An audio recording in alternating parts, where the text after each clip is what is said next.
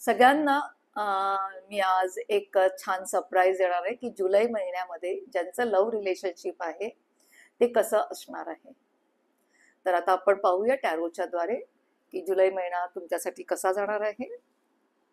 So पहिलं card जे आलेले आहे ते आहे the 7 of wands. This is a 7 of wands. हे पहिलं कार्ड आलेलं आहे. तर ही महिन्याची सुरुवात दाखवते.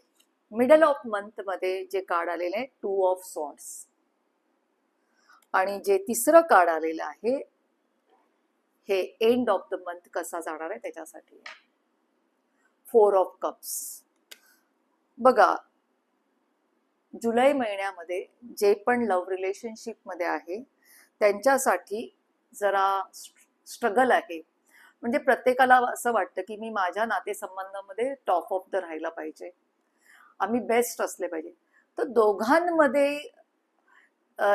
एक कॉम्पिटिशन असणार आहे की हु आर बेस्ट. ही खूप गोष्ट चांगली आहे की मी तुझ्यासाठी काहीतरी करण्याची एक क्षमता ठेवतो, मी तुझ्यासाठी काहीतरी करेन. हा जो ॲटिट्यूड आहे तो अतिशय उत्तम आहे. ही सुरुवात आहे. पण मिड ऑफ द मंथ मध्ये 2 ऑफ स्वॉर्ड्स आले.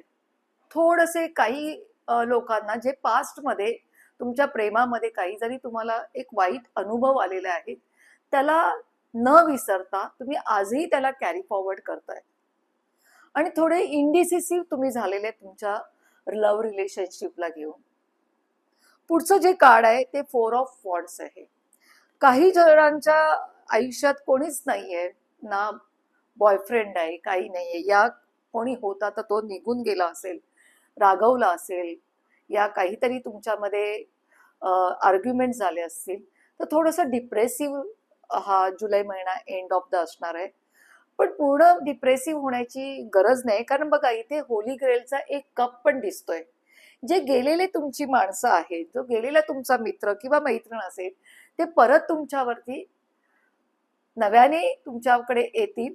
पण तुम्हाला डिसअपॉइंटेड न होता तुम्हालाही थोडेसे एफर्ट्स टाकावे लागतील, तर तुम्हाला ती पुन्हा एक नव्याने एक चांगली अपॉर्च्युनिटी मिळू शकते. तर स्वतः डिसअपॉइंटेड न होता जे तुमच्यावरती रागून गेलेले आहेत, काही ना प्रॉब्लेम झालेले आहेत, तर एफर्ट्स टाका, ते पुन्हा तुमच्याकडे येतील.